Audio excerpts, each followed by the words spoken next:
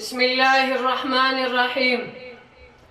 يرفع الله الذين آمنوا منكم والذين أوتوا العلم درجات. صدق الله العظيم. وقال النبي صلى الله عليه وسلم: طلب العلم فريضة على كل مسلم، او كما قال عليه الصلاة والسلام. نہ میں کوئی بغیر مشقت کے نہیں ہوا، 100 بار جب عقیق کٹا تو نگین ہوا۔ میرے محترم اساتذہ کرام اور میرے ہم سفر ساتھیوں، السلام علیکم ورحمۃ اللہ وبرکاتہ۔ آج میری تقریر کا موضوع ہے علم کی دولت کیسے ملی۔ سامعین کرامی، نوع انسان علم کے بغیر ادھورا ہے، اور انسانیت اور حیوانیت میں تمیز اور فرق کرنے والی شے عظیم علم کا انمول خزانہ ہے۔ دنیا کی ہر قسم کی چیز کے لیے زوال ہے، لیکن قربان جاؤ علم کی دولت پر کہ وہ لا زوال ہے۔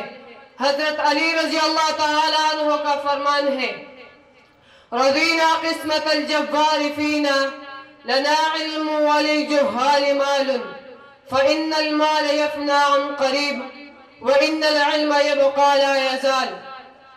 یعنی ہم رب کائنات کے اس فیصلے اور تقسیم پر راضی ہیں کہ وہ ہم کو علم دین عطا ہوا اور جاہلوں کو مال، بلا شبہ مال عن قریب فنا ہونے والے ہیں، اور علم دین کی دولت ہمیشہ باقی رہنے والے ہیں۔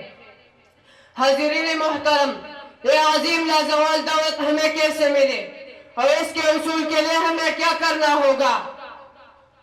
اس کا جواب تو روز روشن کی طرح واضح ہے کہ دنیا کی معمولی چیز بھی محنت اور مشقت کے بغیر نہیں ملتی، تو علم جیسا عظیم دولت محنت اور مشقت کے بغیر کیسے ملا؟ ایک شاعر نے کیا خوب فرمایا: من رام العلا من غیر قد، من رام العلا من غیر قد، اضاع العمر فی طلب المحال۔ یعنی جو شخص اپنے محنت اور جستجو کے بغیر بلندی کا طلبگار ہو، تو ایسا شخص اپنی عمر عزیز کو محال اور ناممکن چیز کے طلب کے اندر ضائع کرے گا۔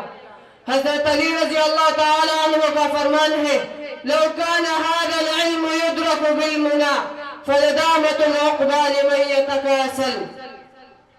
یعنی جب علم کا مقام و مرتبہ سب سے اعلیٰ و ارفع ہے تو یہ علم صرف تمنا اور آرزو سے حاصل ہوتا تو روئی زمین پر کوئی جاہل باقی نہیں رہتا۔ اب رہی بات علم تمنا اور مخص سے حاصل نہ ہوتا تو اس کے حصول کے لیے ہمیں کیا کرنا ہوگا؟ حضرت علی رضی اللہ تعالی عنہ کا فرمان ہے: فَاجْهَدُوا وَلَا تَكْسِلُوا وَلَا تَكُ غَافِلًا فَنَدَامَةُ الْعُقْبَى لِمَن يَتَكَاسَلُ۔ یعنی اگر تم حصول علم کے طلبگار ہو تو محنت اور کوشش کرو، اور سستی سے کام مت لو اور غافل مت بنے رہو۔ اس لیے جو بھی اس علم کے زمانے میں سستی اور غفلت کو اپناتا ہے تو اس کا انجام ہمیشہ شرمناک ہوتا ہے۔ علامہ اقبال نے بھی کیا خوب فرمایا: مٹاؤ اپنی ہستی کو اگر کچھ مرتبہ چاہو، مٹاؤ اپنی ہستی کو اگر کچھ مرتبہ چاہو، کہ دانہ خاک میں مل کر گل گلزار بنتا ہے۔ اللہ تعالی ہم سب کو صحیح معنی پر طالب علم بنا دے اور اسلام کے نقش قدم پر چلنے کی توفیق عطا فرمائے۔ آخر میں اس دلی دعا کے ساتھ رخصت چاہوں گا: جو بھی مشکل ہو میری آسان کر دے، علم کی دولت سے یا رب میرا دامن بھر دے۔ وما علینا الا البلاغ۔